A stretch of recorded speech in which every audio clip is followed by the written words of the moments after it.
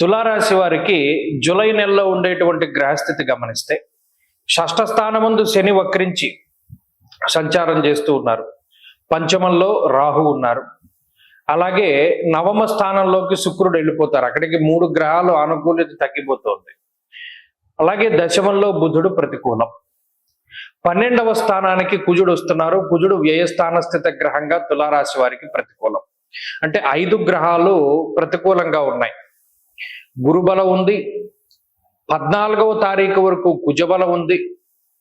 అలాగే 14వ తారీఖు దాటాక రవి బలం ఉంది.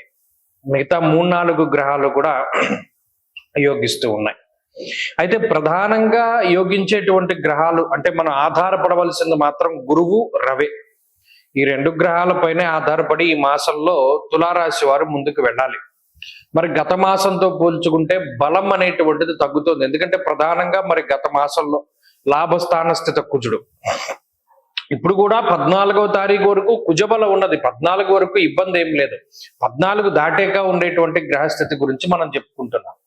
14వ తారీఖు వరకు గురుబలం ఉంది, కుజబలం ఉన్నది, శని బలం ఉన్నది. ఇలా గ్రహాలన్నీ అనుకూలంగానే ఉన్నాయి. అదేమి ఇబ్బంది లేదు.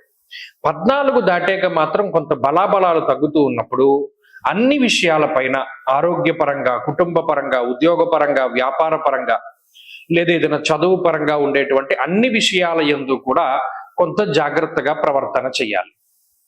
ఒకవేళ ఏదైనా ఉద్యోగాన్ని మార్చవలసి వచ్చింది అనుకోండి, 14వ తారీఖుకు ముందు ఉద్యోగ మార్పు చేసేయాలి.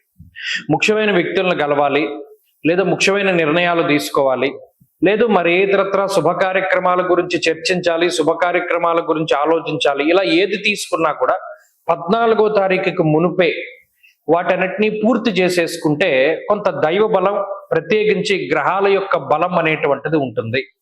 14 దాటాక స్థాన చలనానికి అవకాశం ఉంటుంది.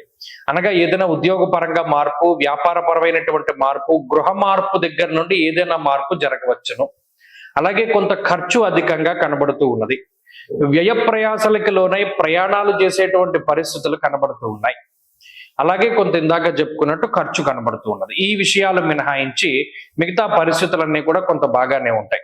కాబట్టి తులారాశి వారు ప్రత్యేకించి గుర్తుపెట్టుకోవాల్సింది ఏంటి అంటే 14వ తారీఖు దాటాక కొంత గ్రహాల తాలూకు బలాబలాలు తగ్గుతూ ఉన్నాయి. కాబట్టి ఈ లోపులోనే మనకి ఈ నెలలో ముఖ్యమైనటువంటివన్నీ చక్కబెట్టేసుకోవడం చెప్పదగినటువంటి సూచన. 14వ తారీఖు దాటాక గ్రహాల తాలూకు అనుకూలతల కోసమై ఏదైనా ఒక పనిని నిదానంగా ముందుకు తీసుకువెళుతూ ఉండడం, అలాగే ఎక్కువగా సుబ్రహ్మణ్యేశ్వరుణ్ణి ఆరాధన చేస్తూ ఉండడం, సుబ్రహ్మణ్య కరావలంబ స్తోత్రాన్ని పారాయణ చేయడం, అలాగే లక్ష్మీ నృసింహ కరావలంబాన్ని పారాయణ చేస్తూ ఉండడం, వాటి ద్వారా కూడా కొంత మెరుగైనటువంటి ఫలితాలు సాధించవచ్చు.